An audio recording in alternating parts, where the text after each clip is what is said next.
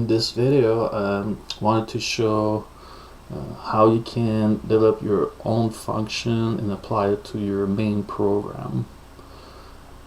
This is very useful so you don't type redundant information or line of code over and over. You can simply call your functions in your main program.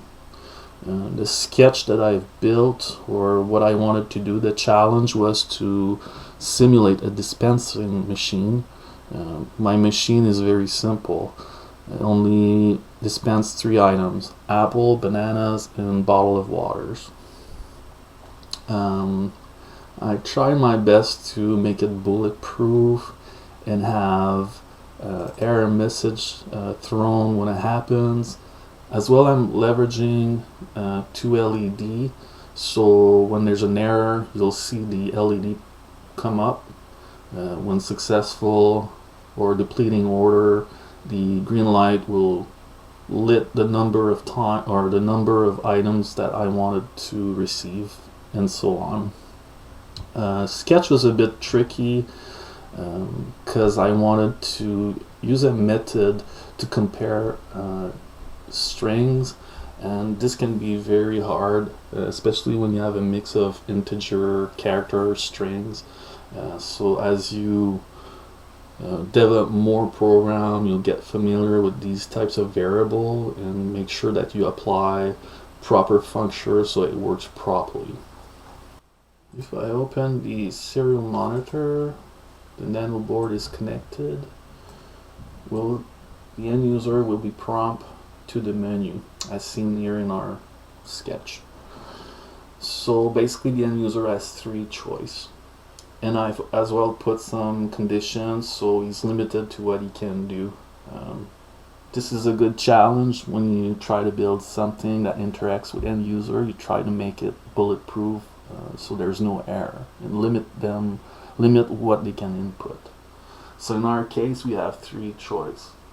For example, if I enter something that should not be input for this selection, we can see that I put an invalid input and try again. This is basically right here, the function invalid input that got triggered because it didn't meet these conditions. So therefore it went ahead and ran this function. So user is back because I say go back to step 1, so he's back to the screen. So this time we'll go and say I want an apple. Now we jump to step 2. How many would you like? Again, if the input is wrong, it tries again, and I think I set up for the LED to come up. So if we look, the red LED came out saying, well, wrong input. So how many would you like? And I've put a limit. The inventory is 10. So let's try this. What if I put 11? What's going to happen to the LED? So again, not enough inventory. So this is the function to look at the inventory process. So that's the function that I'm looking at. So let's say if I go, I just want 1 apple. You sure you need 1 apple? Let's say if I say blah blah blah. It did go. Let's check that again. Yes, because it only accepts yes or no.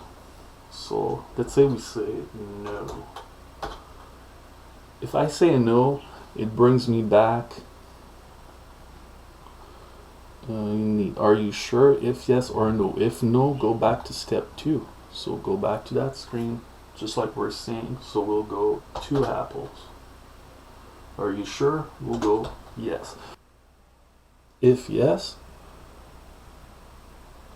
it should go to the end program, and then in the end program I tell to blink those lights pretty fast. So yes, confirms the order, it blinks the number of time, and then the end program. And the screen starts again. So you can see this is quite fun. Your imagination, you can use whatever you want, a dispensing machine, a coin dispensing machine, a bank machine, it could be anything. Have fun with functions, try to come up with different ideas. I'll post a link to the sketch so you can use it, you can even modify it, try to learn as much as you can, and I'll see you in the next video.